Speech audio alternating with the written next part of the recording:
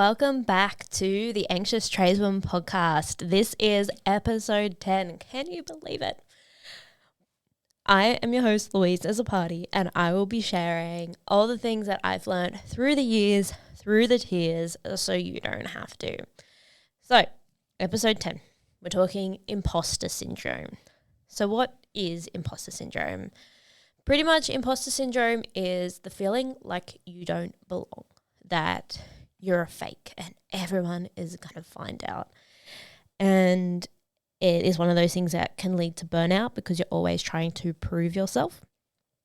And imposter syndrome typically affects women moving into leadership positions the most.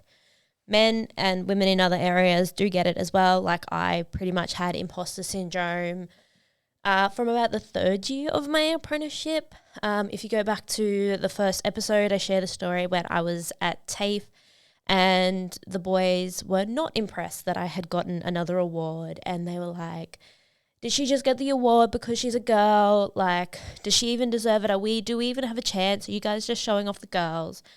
And that really kind of set off my journey of imposter syndrome, of feeling like I don't belong, like I'm not good enough, that I'm just pretending that people will find out that I don't belong here. And really so much of it is in our head. The reason why I say so much of it is in our head and not all of it is because some people who are not very pleasant people do genuinely believe that women don't belong in the workplace. And I did read this really fascinating article about how, sometimes it is imposter syndrome and sometimes it's the workplace just was not made for women. It was not made to have a healthy work-life balance. And if you are trying to do that, then you can feel out of place because, it's not made to have a healthy work-life balance. And I did a post a few months ago, I think now. But it was, the system is really made to favor straight white men who are rich that have a wife at home. And the less of these categories you have, the more disadvantaged you tend to be in the workplace. If you're not white, if you're not married, or if you're married and then divorced, if you don't have a wife at home, if you're not rich, then things tend to get harder and harder the less of these qualities that you have.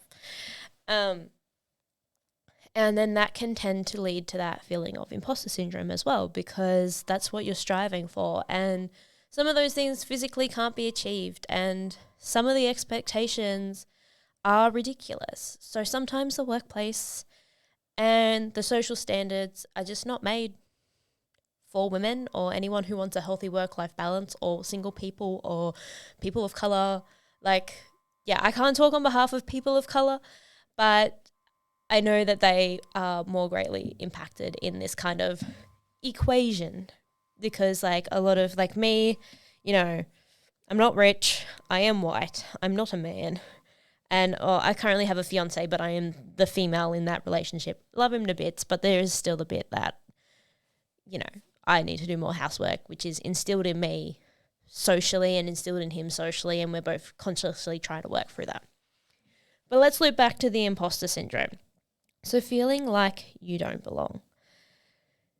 And sometimes, especially as women in trade or as a minority, you look around and you feel like you can physically see evidence that you don't belong because there's nobody like you around you. And it can be hard being the first female in a workplace, the first person of colour, the first female woman of colour, the first, non-binary person. You look around and there's no one that looks like you, no one that talks like you. And it can be really isolating. That's why, one of the things there's the internal side of imposter syndrome, and it's just really watching the way that you talk to yourself. And one of the things that I do like to do So we have that part of imposter syndrome where we believe we don't belong, we don't have the skills. And one of the things that we can do to prove to our mind that we do have the skills is to write down a list of all the things that we have done, all the things that we have achieved, all the things that we have, studied, qualified, all the amazing stuff we've done. So for me, sometimes, imposter syndrome still likes to rear up its head when I go for a new challenge, aka recording this podcast, even though we're on episode 10. But all the reasons why you are in the right place, all the reasons why you aren't an imposter. So going back, for me personally, going back to the beginning, I was looking for an apprenticeship. I went and I did the work experience. I applied for that job. I got that job. I worked I didn't work every day of my first year. I had the first few days off because I got pneumonia.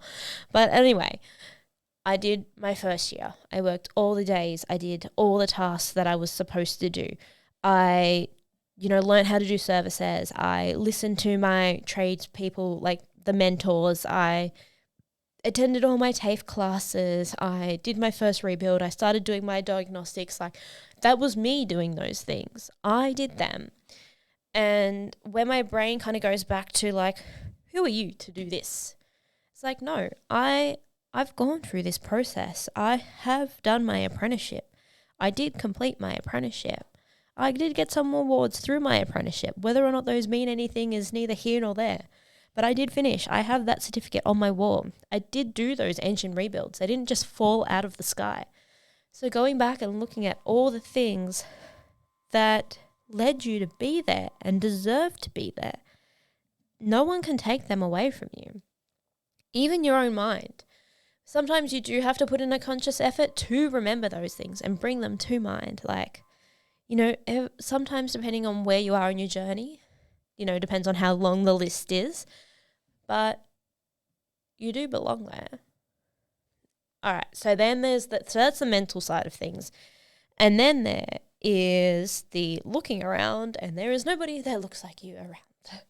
So this is a great space to use the power of social media. We all talk about, the negative sides of social media do get brought up. But one of the best things that has ever happened with social media for me is finding a community of tradeswomen who look like me. That I can go on social media and I can see people that look like me because I have decided to follow them. And I've chosen who I follow on purpose to be part of a greater community. And I choose to reach out to those people because they look like me, they talk like me. They're not exactly like me. I don't have any doppelgangers who have the same personality and doing the same trade, but I have amazing sisters in the trade. And, you might be the first at your workplace, but someone else is over there being the first at another workplace. And you guys can be the first together, and social media allows us to connect that way. It can be a challenge. We can encourage and, stand up for each other in job interviews and, speak on behalf of saying that, we can vouch for each other. We can, be a sponsor for each other. We can be a support for each other.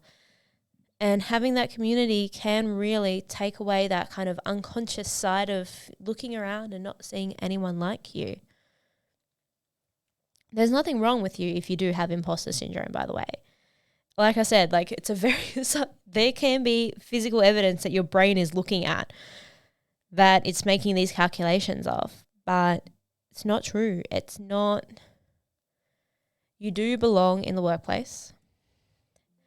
And if you're feeling like you don't belong in the workplace, then go write down all the reasons why you belong in the workplace.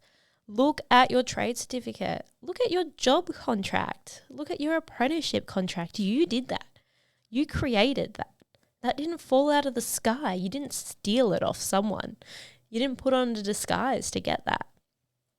One of the things that also made me feel like an imposter at the beginning, so like I said, I started my apprenticeship in 2012, and at the time there may have been a few women's workwear kind of scattered around, but there was nothing in my circle that I had seen. And when I went to buy my first lot of workwear, I was given the smallest things they had of everything, which was still too big, told to buy a belt and some thicker socks. It's one of my favorite stories too. It's a very graphic. And I felt like I was just playing dress ups in my dad's clothes. It didn't feel great. I didn't feel empowered. I felt like I was playing dress up when I was wearing this workwear. But leads into this episode's sponsor or supporter, whatever you want to call them, Shewear. So Shewear is safety work boots that have been designed by women to fit and look good on women. So not only do they have a specially designed work boot for women, but they also have a wide range of women's workwear from different range of brands all in one spot. So they have an online shop and they do have a physical location in Queensland. This, having women's workwear is one of the things that helped me in my journey to overcome imposter syndrome, because I was wearing clothes that fit, that I felt confident in, that I felt safe in, because they weren't daggy and I wasn't worried about my extra baggy clothes. So wearing clothes that fit and make you feel good, whatever you decide to wear, shorts, t-shirts, most places in the heavy vehicle world and like on sites and manufacturing places generally have, rules on long pants, long sleeves, high vis, all that kind of thing. So, excuse me. So that does take away some of your creative freedom with what you wear. But there is options, fitted versus, stretch versus, pockets in different places and different cuts. There are a lot more options out there for women to make you feel like you do belong, because you do belong. You do belong as a fact. The things that you do to make you feel like you belong are in your control. A lot of them are in your control. So recap, using social media to help see people that look like you, writing a list of all the reasons why you do belong in the workplace and that you have worked and deserve your spot in the workplace, and get some workwear that fits and makes you feel good. All right. Thank you so much for listening to episode 10 of the Anxious Tradeswoman podcast. It's so great to be doing this and sharing some of the stories and the tips and tricks that I have learned. Have an amazing week, everyone, and I will see you and talk to you next week.